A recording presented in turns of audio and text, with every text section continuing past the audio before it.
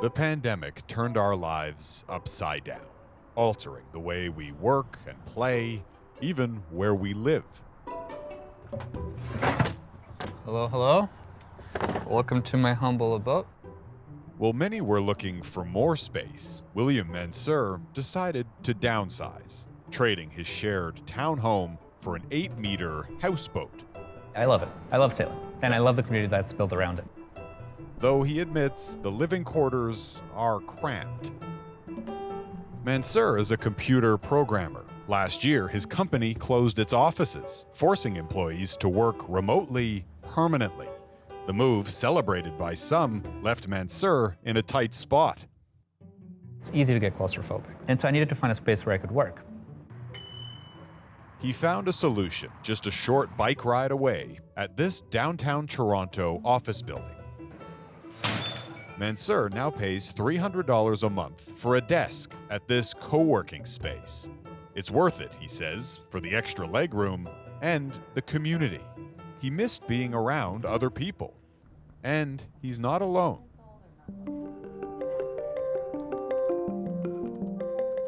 Definitely there's a lot of loneliness, but there's also, loneliness in a crowded house for a lot of people too. Just prior to the pandemic, Meredith Gerritsen launched this Vancouver co-working space for women. I kind of just fell in love with the idea of having a space with other women that were building their businesses, and we could kind of share in that experience. Then, during the pandemic, Gerritsen's personal life took a turn. Her marriage fell apart. Her mother was diagnosed with dementia, and her co-working colleagues became a lifeline. I already had this network that I was able to turn into, and I didn't tell everybody right away, but eventually they became my safety net. And so in a way that I thought that I was building something for somebody else, it turns out I really benefited quite a bit. I think as people, we naturally crave social interaction. I think that's the reason we're seeing renewed interest in these co-working spaces.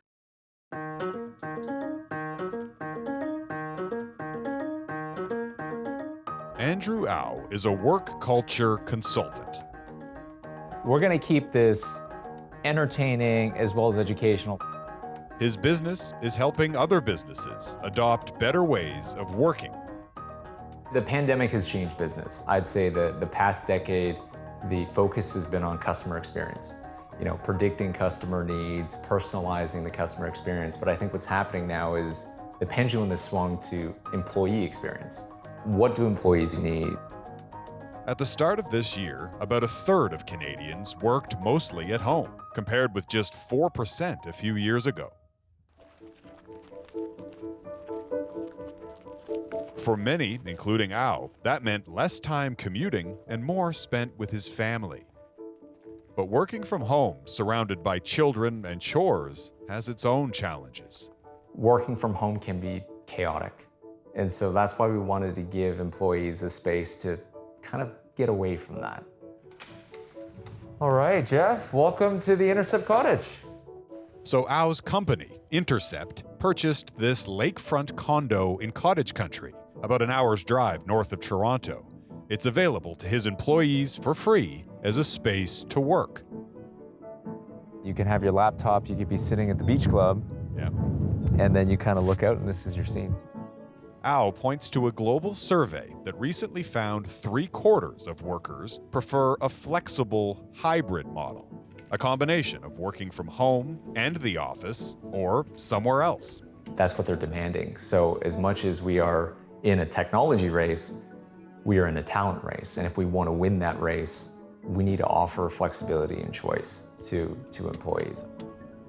Flexibility can also boost productivity. Research has found remote workers typically work longer, are more productive, and less likely to quit. But what about those who can't work from home or require close collaboration with teammates? A lot of us have spent the pandemic sitting at our desks, interacting with our colleagues over Zoom. But some emerging technology is now altering that reality.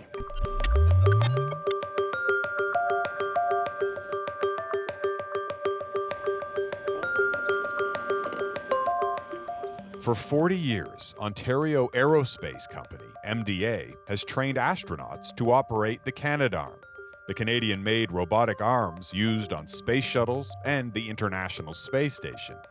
But when the pandemic hit, the team was grounded, unable to conduct its training.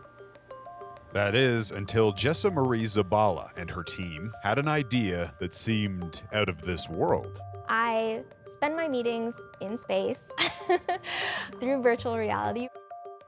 Prior to the pandemic, the engineer had experimented with augmented reality headsets. They project holograms across a physical space. So these tools are also on board the International Space Station. Wow.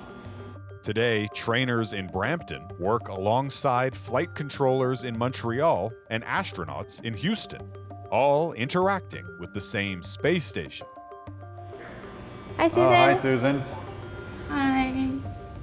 Her colleagues appear as avatars, basically floating heads that mimic their actual movements. You get that experience of like, oh, you hear them right next to you on like this side instead of like being on Zoom and people talking over one another and cutting out. This felt like a real conversation. Mixed reality tech has been adopted by a range of industries, from this paper mill in Quebec to Canada's oldest candy company in New Brunswick. When a piece of equipment at the Ganong factory breaks down, the manufacturer used to send someone, often overseas. But in the pandemic, they started connecting and assisting virtually. In virtual reality, it feels like you're looking under the hood of a car, but under the hood of our hardware, and looking at all of like our mechanisms while they're moving is pretty incredible. Businesses are also deploying new technology to limit infection in the workplace, moving beyond plexiglass to airborne pathogen detection systems. Employees will return to the office if they feel safe. They have to feel safe and comfortable.